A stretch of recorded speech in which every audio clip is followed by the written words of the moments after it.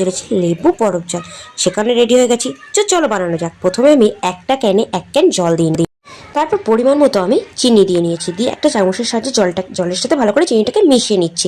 তোমরা তোমাদের পরিমাণ মতো চিনিটা দিও। ভালো করে মিশিয়ে যাওয়ার পর আমি ক্যানের মুখটা ভালো করে দিয়ে একটা দিন পুরো ফ্রিজে রেখে দিই। দেখো দেখতে কত সুন্দর হয়েছে না, আমার তো বেশ ভালো লাগছে।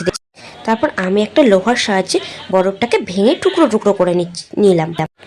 কিন্তু হ্যাঁ, পুরোটা আমরা ভেঙে নেব না, হালকা হালকা ভেঙে নেব। ঠিক এভাবে বরফটাকে গুঁড়ো করে নেব। এবং এর মধ্যে আমি একটু লেবুর রস চিপে দিয়েছিলাম, না দিলেও হবে। তারপর আমার বাড়িতে ব্যবহার করা কাঁচের গ্লাসে আমি বরফটাকে তুলে নিলাম এবং এর মধ্যে একটু বিট লবণ ভালো করে দিয়ে নিলাম। দিয়ে আমি একটু লেবুর রস চিপে দিচ্ছিলাম। তো এই যে আমার ঘরোয়া পদ্ধতিতে তৈরি হয়ে গেল লেবু বরফ জল, শরীরকে ঠান্ডা করার জন্য। তো খেতে তো দারুণ, দেখতেও খুব সুন্দর হয়েছে। পাইপ থাকলে খুব ভালো হতো, তো পাইপটা বাড়িতে ছিল না। খেতে খুব ভালো হয়েছিল। যদি ভালো লেগে থাকে লাইক, কমেন্ট, সাবস্ক্রাইব করে দিও। দেখা হচ্ছে নতুন কোনো ভিডিও। বাই।